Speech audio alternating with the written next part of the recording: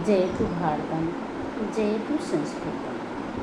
बच्चों, आप सभी लोग कैसे हैं?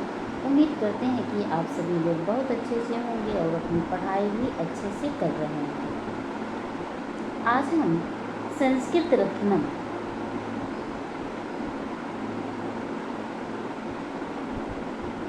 सेवेंथ क्लास की पुस्तक है संस्कृत रत्नम। प्रथमा पाठा यानी पहला पाठ है, जिसका नाम है ईश वंदनम। ईश वंदनम यानी ईश्वर की प्रार्थना करना, ईश्वर की वंदना करना। इस पाठ के साथ आप लोगों के बीच में उपस्थित हैं। आइए देखते हैं कि इस पाठ में है क्या। पहला श्लोक है, मूकं करोति वाचालं पंगुं लंघयते गिरिं यत्कृपातम् अहं वन्दे परमानन्दसागरम्। मूकं करोति वाचालं पंगुं लंघयते गिरिं यत्कृपातम् अहं वन्दे परमानन्दसागरम्। इसका हिंदी अनुवाद हम बहुत अच्छे तरीके से बताएंगे, एक एक शब्द का अर्थ बताएंगे, बशर्ते आप सभी लोग का अपनी पुस्तक के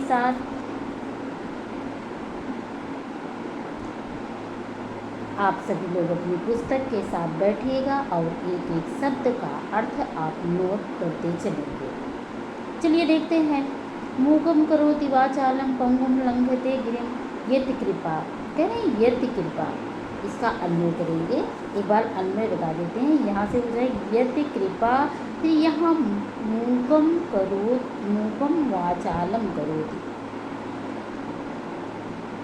और उसके बाद हो जाएगा पंगुं गिरिं लंघयते।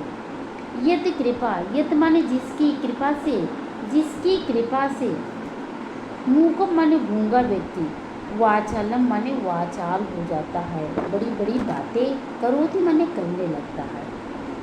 यत् कृपा, जिसकी कृपा से, मूकम करोति वाचालम, गूंगा जो व्यक्ति होता है, करोति माने करने लगता है, वाचालम माने बड़ी बड़ी बातें, यानी गूंगा व्यक्ति भी बहुत बोलने लग जाता है। पंगुं लंघयते गिरिं, गिरिं माने पर्वत को, लंघते माने लांघ जाता है, पंगु माने लंगड़ा। यदि ईश्वर की कृपा हो जाए तो लंगड़ा व्यक्ति भी गिरिं माने पर्वत को लांघ सकता है। तम अहम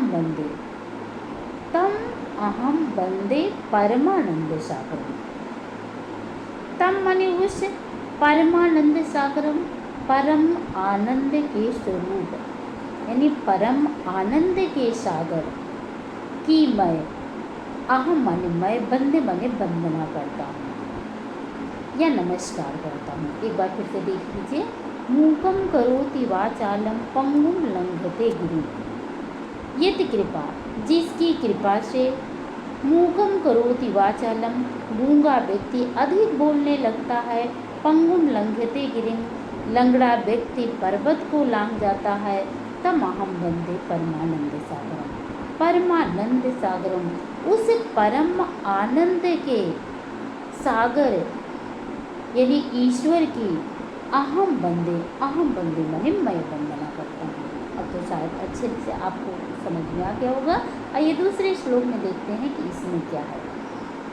अज्ञानतिमिरान्धस्य ज्ञानाञ्जनशलाकया चक्षुरुन्मीलितं येन तस्मै श्रीगुरुवे नमः। इसका अगर अन्वय करेंगे तो हो जाएगा ज्ञान अंजन शलाका है, एन यहाँ से लेंगे।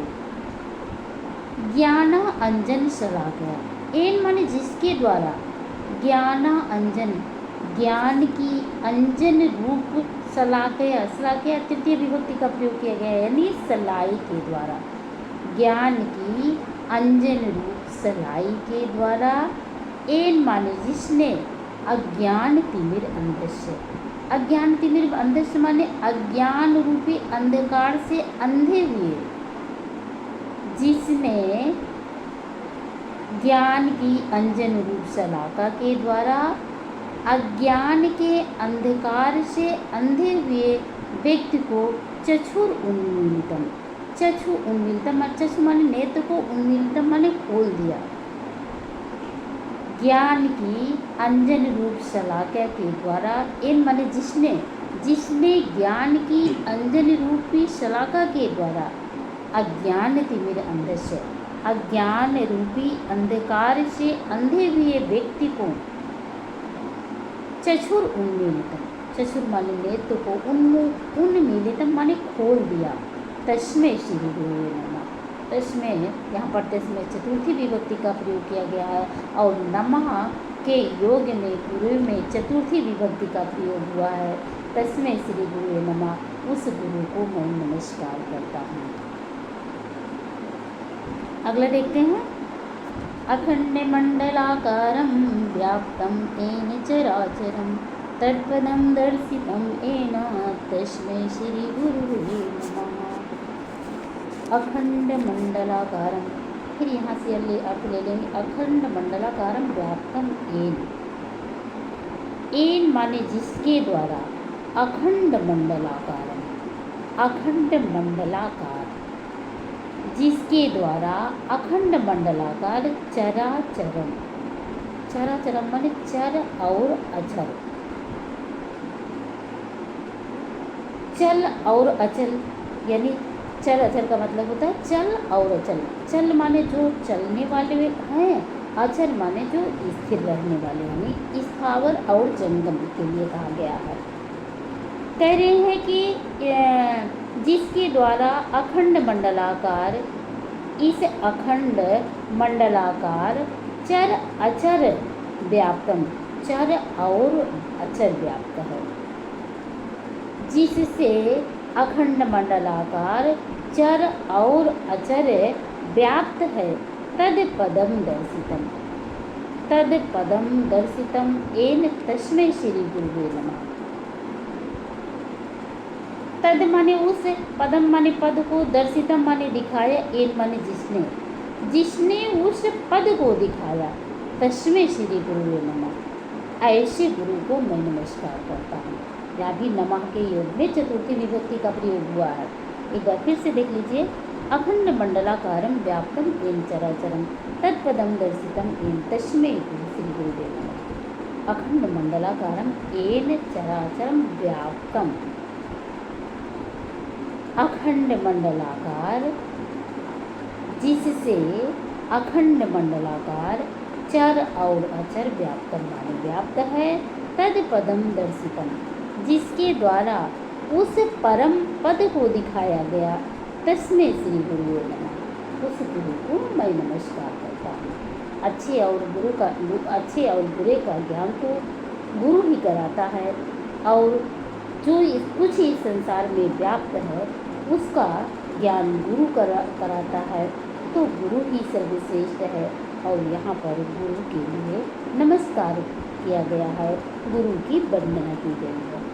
अगला है नमामि ईश्वरं प्रातः नमामि जनकं तथा नमामि जननी पूज्यां नमामि शिक्षकान् तथा। कह रहे हैं कि नमामि ईश्वरं प्रातः, सबसे पहले अर्थ लेंगे प्रातः। ईश्वर माने ईश्वर को, नमाम माने नमस्कार करता हूँ। प्रातः ईश्वर को नमस्कार करता हूँ। नमामि जनकम तथा, जनकम माने पिता को, तथा माने इसके बाद, नमाम माने नमस्कार करता हूँ। सबसे पहले प्रातः ईश्वर को नमस्कार करता हूँ और उसके बाद पिता को नमस्कार करता हूँ। नमामि जननी पूज्या, पूज्य माने पूजनीय, जननी माने माता को, नमामि माने नमस्कार करता हूँ। पूजनीय माता को नमस्कार करता हूँ। शिक्षकान तथा, और इसके बाद शिक्षकान माने शिक्षकों को नमस्कार करता हूँ। नमामि ईश्वरं प्रातः नमामि जनकम तथा, प्रातः काल सबसे पहले ईश्वर को नमस्कार करता हूँ। नमामि जनकम तथा, इसके बाद अब पिता को नमस्कार करता हूँ। नमामि जननी पूज्याम, पूजनीय माता को नमस्कार करता हूँ। नमामि शिक्षकान तथा, और इसके बाद शिक्षकों को नमस्कार करता हूँ। अब तो शायद बच्चों आप लोगों की समझ में बहुत अच्छे से आ गया होगा, नहीं समझ में आया होगा तो कमेंट करके बताइएगा, मैं उसे पुनः दोबारा और अच्छे से समझाने का प्रयास करिए। इसके बाद अभ्यास प्रश्न में देख लेते हैं कि अभ्यास में है क्या।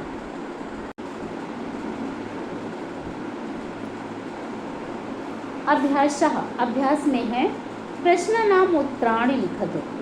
प्रश्नानाम उत्तराणि लिखतु यानी प्रश्नों के उत्तर लिखिए। प्रश्नों के उत्तर में है क्या।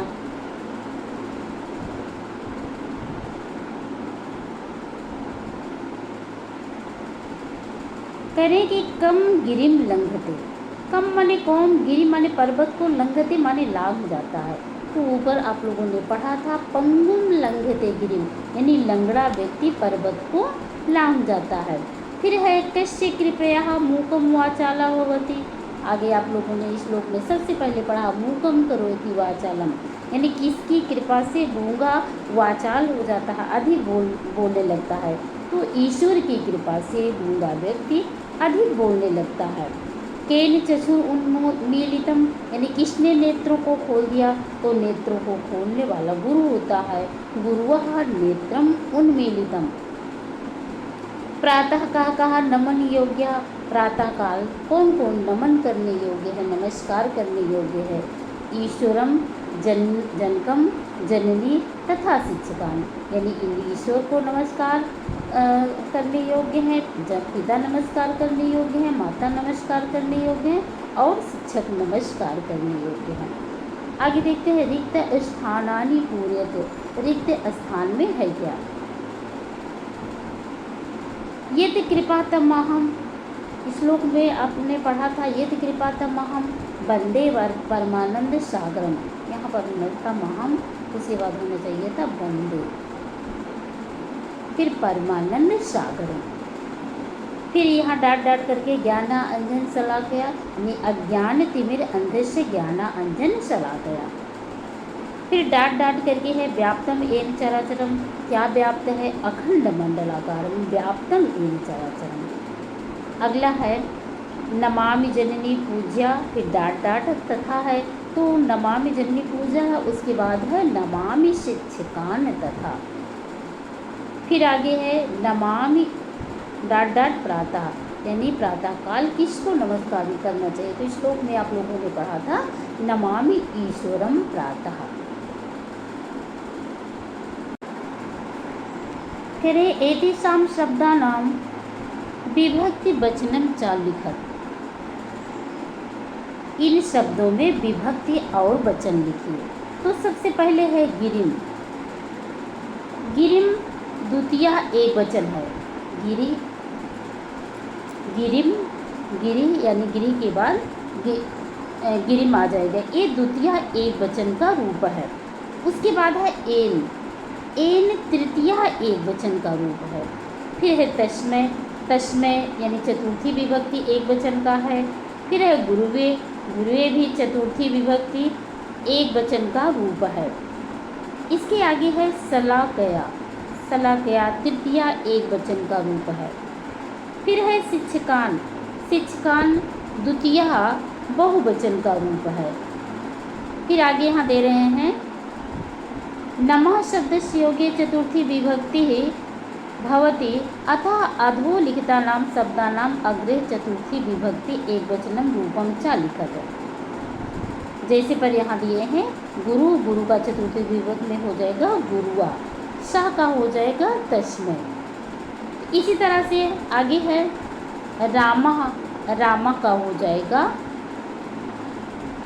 रामाय। गणेशा है। गणेशा का हो जाएगा गणेशाय। सीता है। सीता का हो जाएगा सीताय। और देवी है। देवी का हो जाएगा देवई।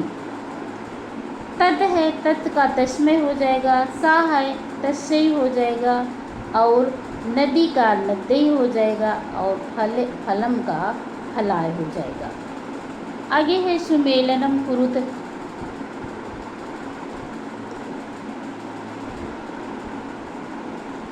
सुमेलनम कुरुत यानी इसका मिलान कीजिए। ये तो कृपा तमहम वंदे अज्ञानतिमिर अंधस्य नमामि जननी पूज्यम चक्षुर उन्मीलितम एन अखंड मंडलाकारम। यहाँ है तस्मै श्री गुरुवे नमः व्याप्तम एन चराचरम परमानंद सागरम ज्ञाना अंजन शलाकया नमामि शिक्षकान् तथा। आप लोग भी बताइए कि क्या हो, किसमें क्या हो सकता है। पढ़े तो वही है श्लोक ना। कह रहे हैं यदि कृपा तम अहम बंदे, तो क्या हो जाएगा, यदि कृपा तम अहम बंदे परमानंद सागर, यदि कृपा तम अहम बंदे परमानंद सागरम। और फिर है अज्ञान तिमिर अंध से ज्ञान अंजन शलाकया नमामि जननी पूज्याम। फिर हो जाएगा यहाँ पर नमामि शिक्षकाम तथा, इसका ये हो जाएगा चक्षुर उन्मीलितम येन तस्मै श्री गुरुवे नमः। यहाँ पर मिल जाएगा अखंड मंडलाकारं व्यापकम येन चराचरम, ऐसे मिल जाएगा। अगले में है ईश बंदनम स्मृत्वा मित्रम श्रावत, यानी ईश बंदनम को याद करके मित्रम माने मित्र को, श्रावत माने सुनाइए। आप ईश बंदनम को याद कीजिए, स्मृत्वा माने स्मरण कीजिए, याद कीजिए और अपने मित्र को सुनाइए। अस्याम बंदना नाम अस्य महिमा वर्णिता अस्ति तस्य विषय निज भावम लिखत। इस वंदना में जिसकी महिमाओं का वर्णन किया गया है, तस्य विषय निज भावम लिखत, उसके विषय में अपने भाव को लिखिए। बस यहीं तक था ये पाठ। तो बच्चों आप सभी लोगों को कैसे लगा कमेंट करके अवश्य बताइएगा। यदि अच्छा लगा हो तो एक लाइक कर दीजिए। चैनल पर पहली बार है तो चैनल को सब्सक्राइब अवश्य कर लीजिए। फिर मिलेंगे हम कल दूसरे पाठ के साथ। तब तक के लिए आप सभी लोगों को नमस्कार।